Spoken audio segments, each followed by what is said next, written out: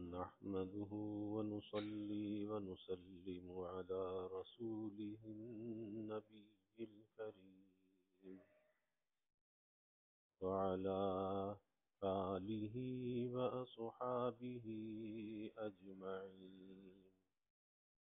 اللهم صل على سيدنا ومولانا محمد وعلى آل سيدنا ومولانا محمد وبارك وسلم صلاة وسلاما كثيرا كثيرا.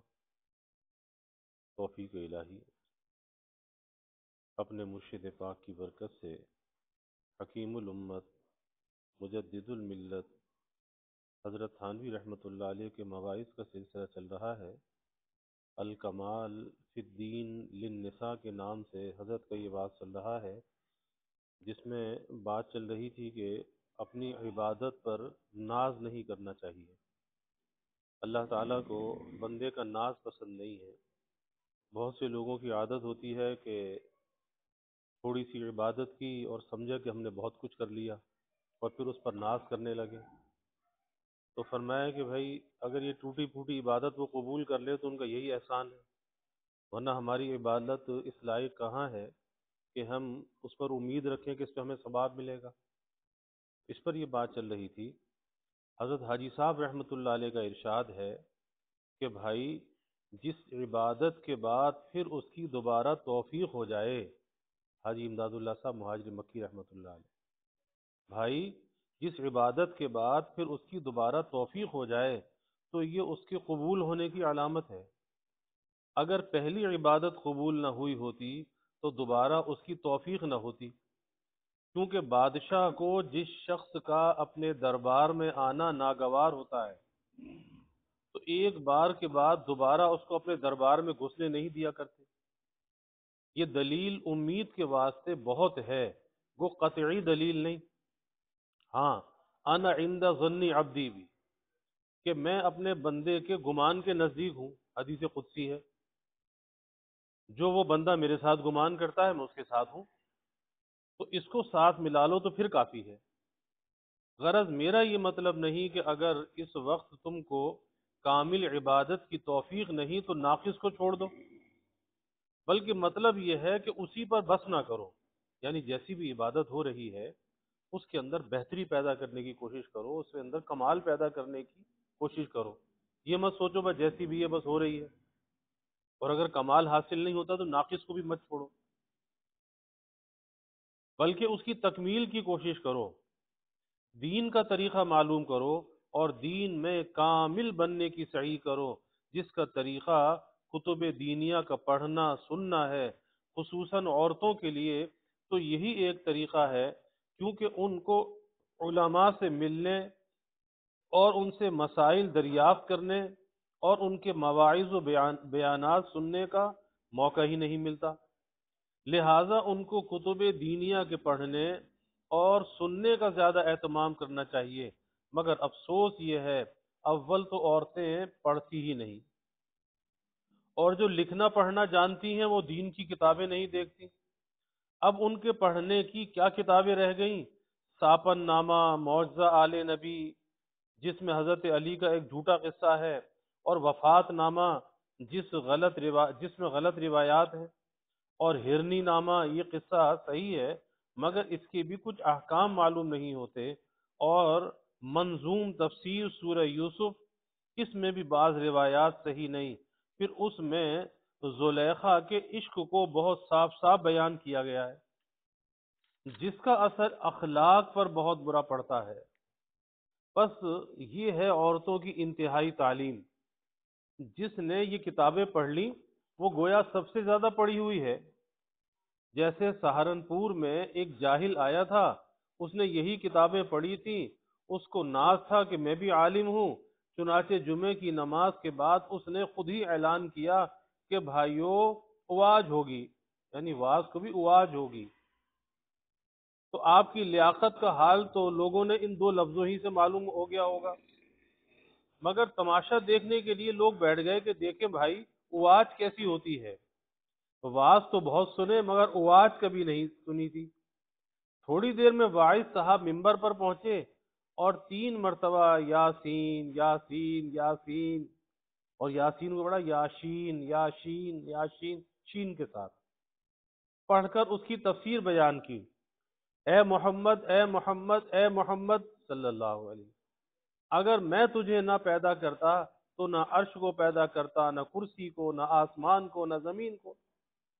بھائیو، آدھی اوج آج ہو گئی، آدھی کل کو ہوگی۔ ہارے تھکے ہیں، خرچ پاس نہیں، کچھ ہماری امداد کرو۔ بس بات ختم ہوا۔ اول تو احمق نے یاسین کو شین سے پڑھا، پھر اس کی تفسیر کیسی خوبصورت کی۔ اس مجمع میں ایک نابینا عالم بھی، جن کا نام مولانا سعید الدین صاحب کا موجود تھے، وہ عالم تھے اور لوگ ان کے علم و فضل کے معتقد تھے۔ انہوں نے لوگوں سے فرمایا کہ ذرا ان مولانا کو میرے پاس لانا۔ چنانچہ لایا گیا۔ آپ نے فرمایا کہ ان کا ہاتھ میرے ہاتھ میں دے دو، کہیں بھاگ نہ جائے۔ غرض اس کا ہاتھ اپنے ہاتھ میں لے کر آپ نے دریافت کیا، مولانا آپ کی تحصیل کہاں تک ہے؟ تو وائس صاحب فرماتے ہیں کہ ہماری تحصیل ہاپوڑ، یعنی وہ سمجھے، انہوں نے کہا تحصیل کہاں تک ہے، کہاں تک علم حاصل کیا ہے؟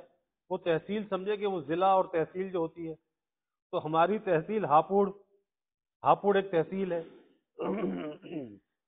تو مولانا سعید الدین صاحب سمجھ گئے کہ بیچارہ بالکل ہی جاہل ہے، اس کو تحصیل کے معنی بھی معلوم نہیں۔ پھر آپ نے اردو الفاظ میں کہا کہ میں نے یہ پوچھا تھا کہ تم نے کہاں تک تعلیم حاصل کی ہے؟ کہنے لگا کہ ہم نے بہت پڑھا ہے، ہرنی نامہ، وفات نامہ، معجزہ آل نبی اور ساپن نامہ، اور پھر کہا اور تو کیا جانے اندھے۔ تو مولانا سعید الدین صاحب نے اس کا ہاتھ چھوڑ دیا اور لوگوں سے فرمایا کہ اس کو کچھ نہ کہو، جانے دو، بیچارہ معذور ہے۔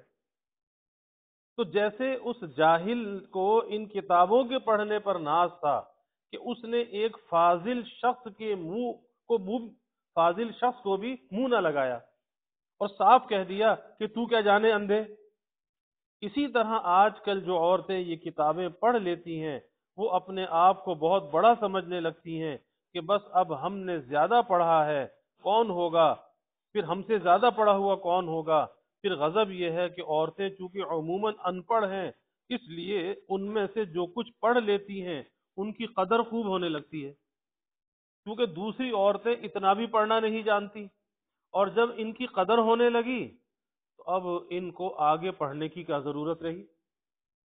گنگو میں ایک جاہل وائز آیا تھا جو جہنم کو جہنم کہتا تھا، جہنم کو جہنم کہتا تھا۔ اس کے بعض عورتوں میں ہوا کرتے تھے اور عورتیں اس کی معتقد بہت تھیں، بلکہ بعض مرد بھی معتقد تھے، اور یوں کہتے تھے کہ یہ ایسا بڑا عالم ہے کہ مولوی رشید تو 12 برس پڑھاوے۔ میں نے کہا مولوی رشید کو تو 12 برس پڑھاوے، یعنی مولانا رشید احمد صاحب کے لیے۔ میں نے کہا واقعی مولانا رشید احمد کو تو 12 برس میں بھی یہ علوم حاصل نہ ہوں گے جو اس کے پاس ہے۔ 12 برس تو کیا، وہ ساری عمر بھر میں بھی جہنم کو جہنم نہ کہہ سکیں گے۔ تو یہ عورتیں ہر ایک کی بہت جلدی معتقد ہو جاتی ہیں، چاہے اس نے الف بے تے ہی پڑھی ہو، اور یہ سب جہل کی خرابی ہے۔ جو ان میں پڑھی لکھی کہلاتی ہیں وہ بھی جاہل ہی ہیں، کیونکہ ان کے درس میں ایسے فضول قصے رہ گئے جن سے احکام کا علم بالکل نہیں معلوم ہوتا۔ آج کل ایک مناجات پڑھی جاتی ہے جس کو عورتیں اور مرد بڑے شوق سے سنتے ہیں، جس میں ہر 2 شعر کے بعد یہ مصرع پڑھا جاتا ہے کہ میری بار کیوں دیر اتنی کری۔ ہر 2 شعر کے بعد یہ مصرع، میری بار کیوں دیر اتنی کری۔ تو اس کا مضمون بالکل خلاف شرع ہے، مگر جہل ایسا عام ہوا ہے کہ کسی کو بھی ادھر التفات نہیں ہوتا۔ اس نظم میں اول تو خدا تعالیٰ کی شکایت ہے کہ سب کو تو یہ نعمتیں دے دی اور میری بار میں کیوں دیر کر رکھی ہے۔ اس میں علاوہ شکایت کے حق تعالی کی طرف نعوذ باللہ ظلم کی بھی نسبت ہے کہ عجب کارخانہ ہے جس میں کچھ ضابطہ ہی نہیں، کہ ایک بندے کو تو سب کچھ دے دیا اور مجھے ٹال رکھا ہے، اب تک میرا مقصود پورا نہیں ہوتا۔ نیز اس میں حضرات انبیاء علیہ السلام کی مساوات کا بھی دعویٰ ہے اور ان پر حسد بھی ہے، کیونکہ اس میں تمام انبیاء مشہورین کا ذکر کیا گیا کہ آدم کو یہ دیا، نوح کو دی پیغمبری، اور سلیمان علیہ السلام کو دی سروری، اور ہر ایک کے بعد یہ مصرع بھی ہے کہ میری بار کیوں دیر اتنی کری، میری بات کیوں دیر اتنی کری۔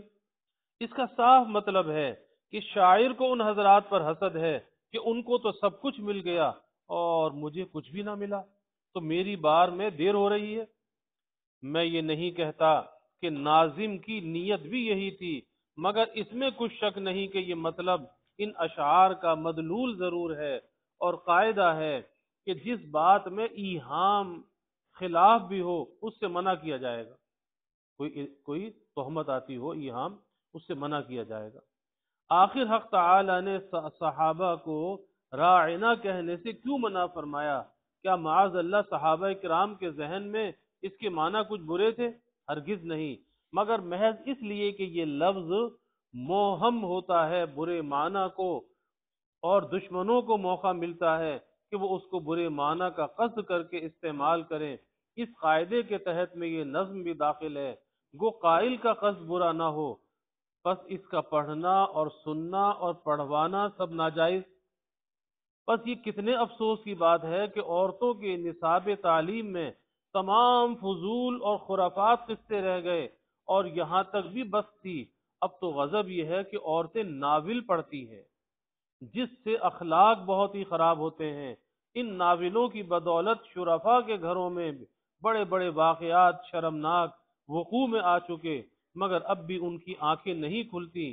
میں کہتا ہوں کہ ان ناولوں سے تو وہ پرانی کتابیں قصہ گل بکاؤلی اور چار درویش اور تلسم ہوش ربا ہی غنیمت ہیں، اگرچہ میں ان کے دیکھنے سے بھی عورتوں کو سختی کے ساتھ منع کرتا ہوں، مگر واللہ ان ناولوں سے وہ ہزار درجے بہتر ہیں، ان کی برابر وہ اخلاق کو خراب نہیں کرتے۔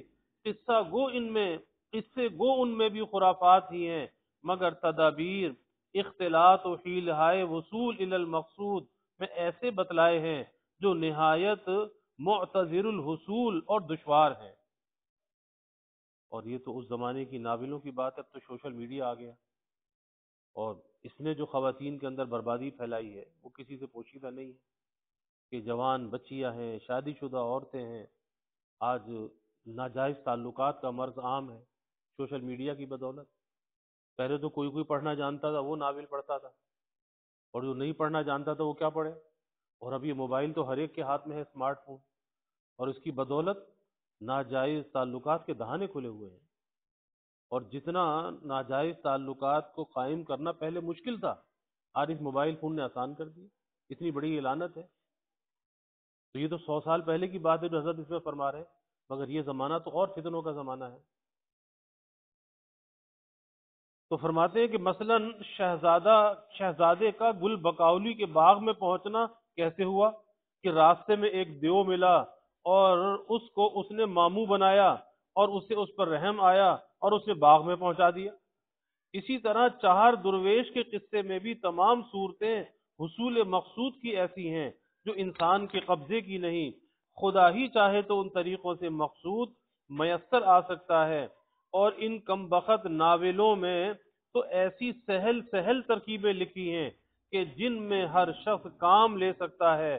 مثلا یہ کہ عاشق نے کسی نین کو یا جولاہی کو لالچ دیا کہ میں تجھ کو اتنے روپے دوں گا، تو فلاں لڑکی کو مجھ کو ملوا دے۔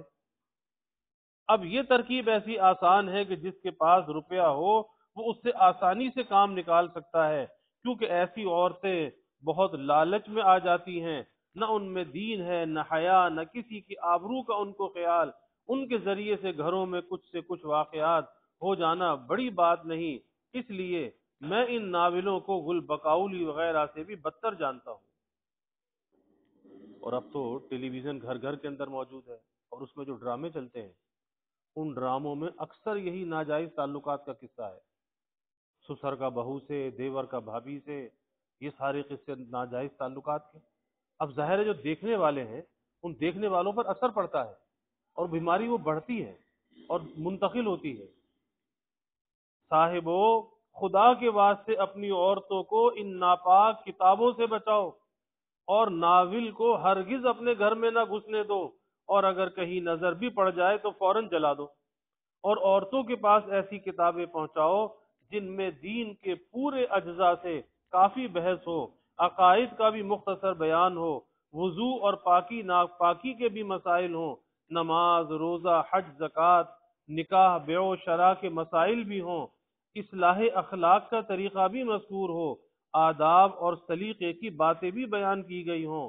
یہ بات مردوں کے ذمے ہے، اگر وہ اس میں کوتاہی کریں گے تو ان سے بھی مواخذہ ہوگا، قیامت کے دن پکڑ ہوگی۔ کیونکہ حق تعالیٰ کا حکم ہے، یا ایھا الذین آمنوا قوا انفسکم واہلیکم نارا، اے مسلمانوں اپنی جانوں کو بھی جہنم سے بچاؤ اور اپنے گھر والوں کو بھی، اور اگر کوئی مرد خود متقی بن جائے اور اپنے گھر والوں کے دین کی خبر نہ لے تو خدا تعالیٰ اس کی عورتوں کے ساتھ اس کو بھی جہنم میں بھیج دیں گے۔ تنہا اس کا متقی بن جانا قیامت میں عذاب سے نجات کے لیے کافی نہ ہوگا، جب تک کہ گھر والوں کو بھی دین نہ پہنچائے۔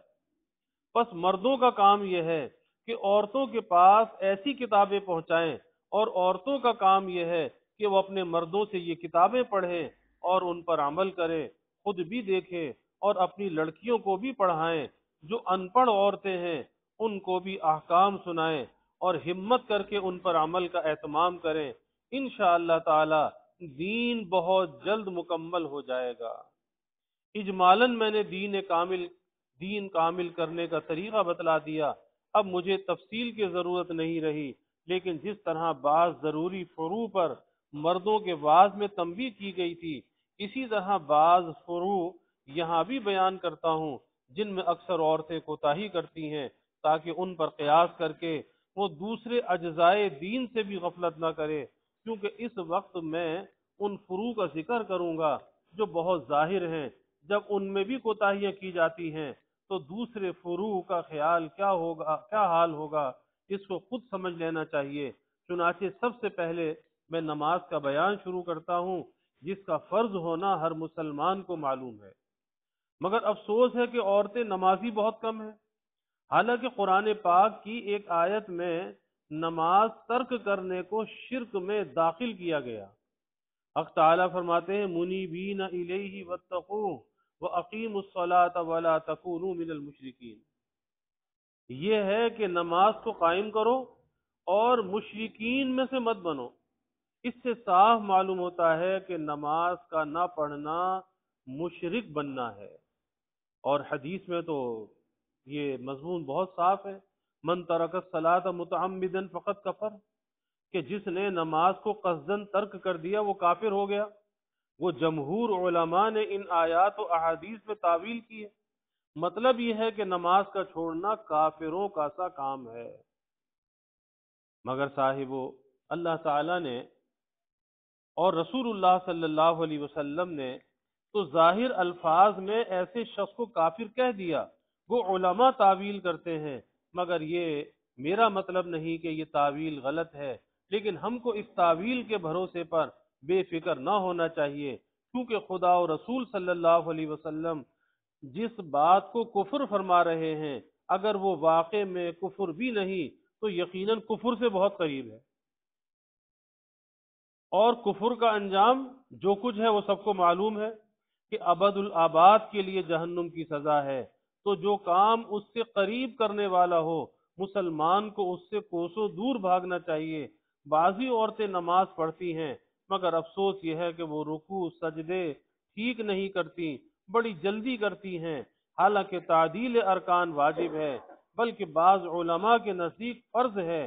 تعدیل ارکان کا مطلب یہ ہے کہ نماز کے ہر رکن کو اطمینان اور سکون کے ساتھ ادا کیا جائے۔ مثلا رکوع کے بعد سر اٹھا کر تھوڑی دیر سیدھا کھڑا ہو جانا، اور سمیع اللہ لمن حمیدہ ربنا لک الحمد سیدھا کھڑا ہو کر کہے، اس کے بعد اطمینان سے سجدے میں جائے، تو اس کو قوما کہتے ہیں، سیدھا کھڑے ہونے کو۔ عورتیں قوما بالکل نہیں کرتی اور بعض مرد بھی نہیں کرتے، بس رکوع سے فارغ ہو کر ذرا سر کا اشارہ کر کے اور فوراً سجدے میں چلے جاتے ہیں۔ اس طرح نماز نہیں ہوتی، رکوع کے بعد سیدھا کھڑا ہو جانا ضروری ہے۔ اسی طرح اکثر عورتیں دونوں سجدوں کے بیچ میں جلسہ نہیں کرتی، بس ایک سجدہ کر کے ذرا سا سر کا اشارہ کر کے اور دوسرا سجدہ کر دیتی ہے۔ اس طرح بھی نماز نہیں ہوتی، اس کا خوب خیال رکھو، اور قوما و جلسہ اطمینان سے ادا کرو۔ بعضی عورتیں قرآن غلط پڑھتی ہیں، اس کا اہتمام بھی ضروری ہے۔ بعض دفعہ ایسی غلطی ہو جاتی ہے جس سے نماز ٹوٹ جاتی ہے۔ چند صورتیں نماز کے لیے کم از کم ضرور صحیح کر لو۔ بعض عورتیں نماز وقت سے ٹال دیتی ہیں، نماز کا وقت آ گیا اور بیٹھی باتیں بنا رہی ہیں۔ جس وقت قریب الختم ہوتا ہے اس وقت پیشاب پخانے کے لیے لوٹا ہاتھ میں لیا جاتا ہے، حتیٰ کہ ان مقدمات ہی میں وقت نکل جاتا ہے۔ یاد رکھو، بدون کسی عذر کے نماز کا وقت سے ٹالنا سخت گناہ ہے۔ عورتوں کو سب نمازیں اول وقت میں پڑھنی چاہیے، اس لیے ان کے لیے یہی افضل ہے۔ اللہ تعالیٰ فہم دین عطا فرمائے۔ الحمد للہ رب العالمین والعاقبۃ للمتقین والصلاة والسلام علی اشرف الانبیاء والمرسلین، اللہم صل علی سیدنا ومولانا محمد وعلی آل سیدنا ومولانا محمد وبارک وسلم۔ ربنا آتنا في الدنيا حسنة وفي الآخرة حسنة وقنا عذاب النار۔ ربنا أتمم لنا نورنا واغفر لنا إنك على كل شيء قدير۔ اللهم أعنا على ذكرك وشكرك وحسن عبادتك۔ اللهم أرنا الحق حقا وارزقنا اتباعه، وأرنا الباطل باطلا وارزقنا اجتنابه۔ اللهم إنا نسألك العفو والعافية والمعافاة الدائمة في الدين والدنيا والآخرة، والفوز بالجنة والنجاة من النار۔ اللهم إنا نسألك من خير ما سألك منه نبيك سيدنا محمد صلى الله عليه وسلم، ونعوذ بك من شر ما استعاذك منه نبيك سيدنا محمد صلى الله عليه وسلم، وأنت المستعان وعليك البلاغ، ولا حول ولا قوة إلا بالله۔